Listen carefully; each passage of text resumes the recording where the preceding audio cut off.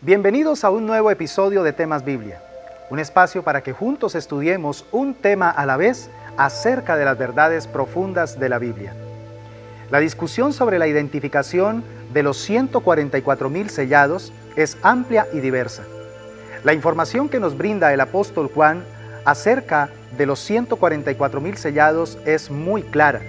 Él vio el número, pero también dice que pertenecían a las 12 tribus de los hijos de Israel, 12,000 de cada tribu. Sin embargo, se continúa diciendo si es literal o es simbólico lo que el apóstol Pablo vio. Suscríbete a nuestro canal si no lo has hecho y activa la campanita para que puedas recibir las notificaciones de cada nuevo video que subimos semanalmente. Le invito para que disfrutemos de un nuevo Temas Biblia delicioso. Bienvenidos.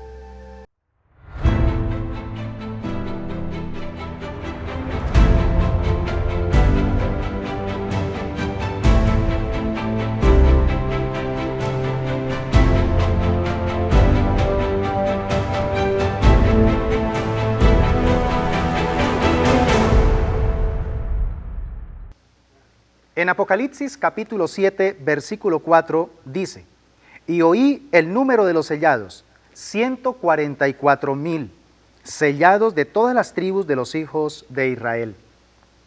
Algunos creen que los 144,000 sellados ya se han ido al cielo, mientras el resto de la iglesia quedará aquí en la tierra tratando de conquistarla, tratando de heredarla. Otros enseñan que estos 144,000 son personas que guardaron el sábado del Antiguo Testamento como parte de su salvación. Estas dos posturas no pueden ser sostenidas con evidencia bíblica. Hay dos puntos de vista importantes sobre la identidad de este grupo.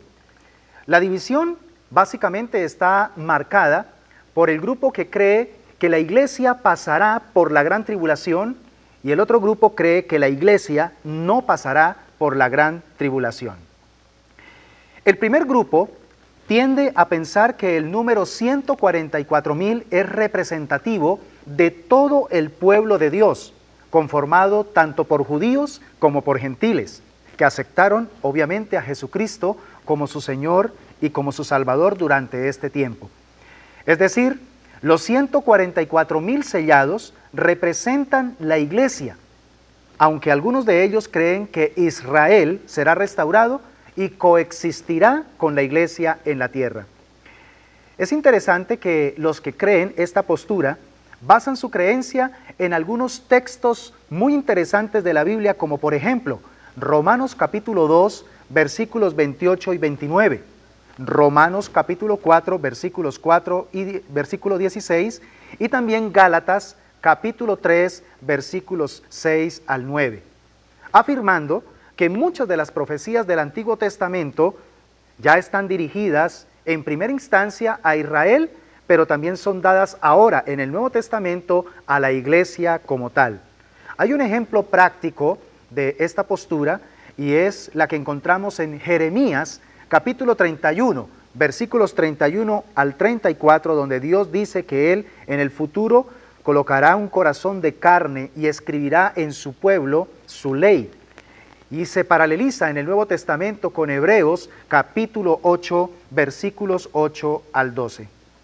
Ahora bien, frente a este argumento, el segundo grupo, es decir, los que creen que la iglesia no pasará por la gran tribulación, invita a notar si las declaraciones del apóstol Pablo en Romanos capítulo 9, versículos 1 al 5, están dirigidas a la iglesia como el Israel espiritual, o si se dirige a Israel como un grupo étnico, es decir, como al Israel nacional.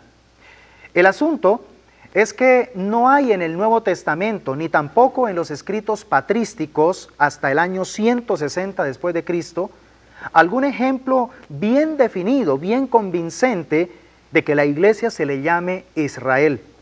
Entonces esto descalifica por completo todo intento de identificar a Israel como la iglesia, según lo dice Apocalipsis capítulo 7, versículo 4.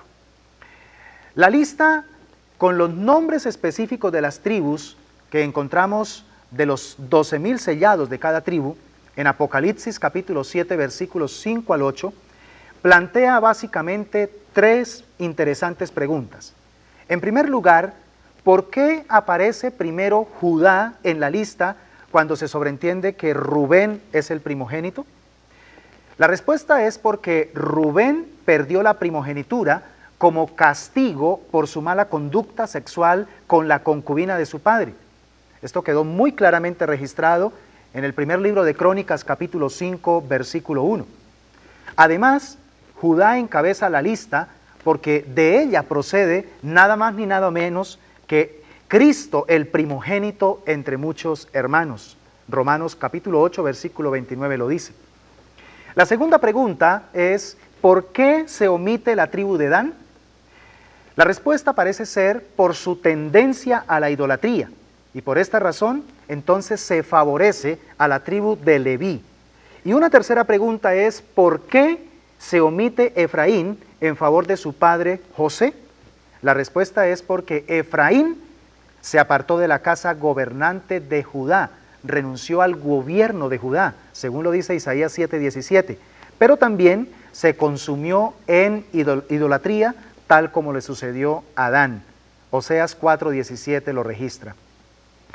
Hay algunos argumentos que podemos extraer de Romanos capítulos 9 al 11. Este es un segmento muy interesante para poder hablar sobre el tema de los sellados, que pueden ser de ayuda para que podamos determinar la identidad de quiénes van a ser estos 144,000 sellados de la tribu de Israel.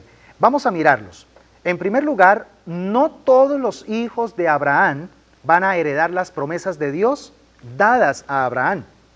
Estas promesas, sencillamente nos damos cuenta que deben ser heredadas a través de la fe, ya sean descendientes directos de Abraham o a través de la fe de Dios en Abraham. Romanos capítulo 9, versículos 6 al 9 lo dicen.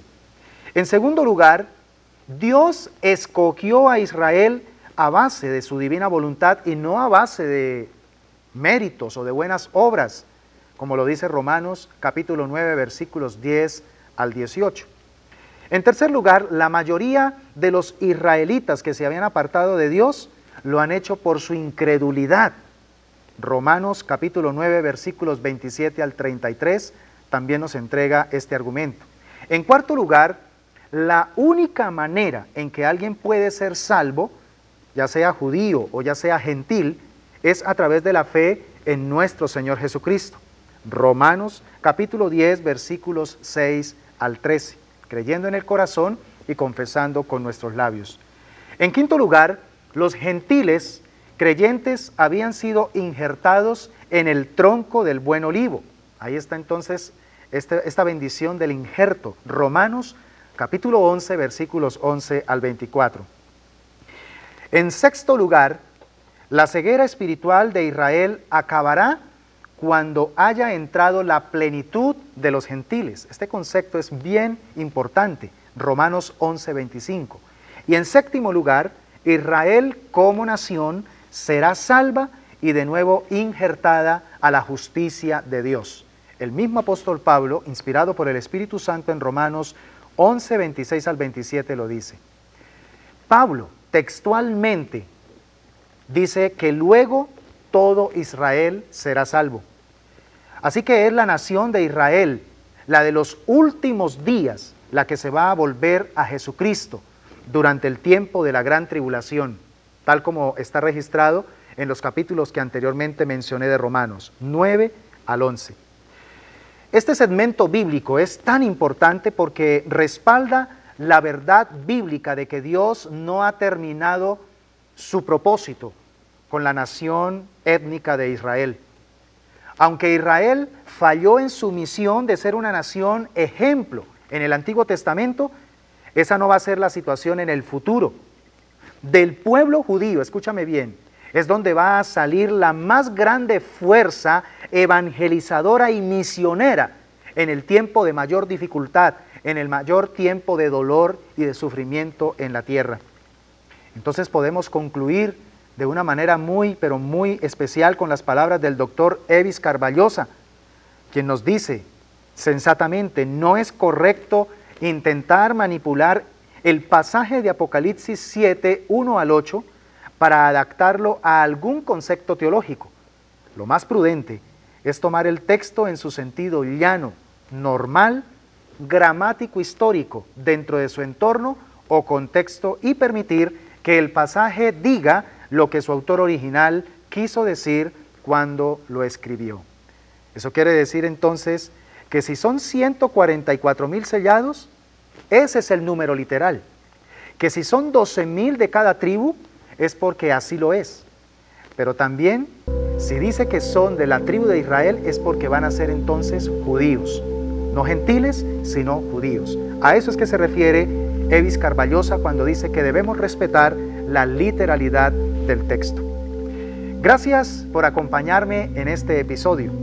Escribe tus comentarios y también déjanos saber qué piensas acerca de este tema del cual hemos tratado en esta oportunidad. Y preparémonos en nuestro próximo Temas Biblia, porque vamos a estudiar sobre los 7 sellos del Apocalipsis. Así que nos vemos pronto y que Dios les continúe bendiciendo.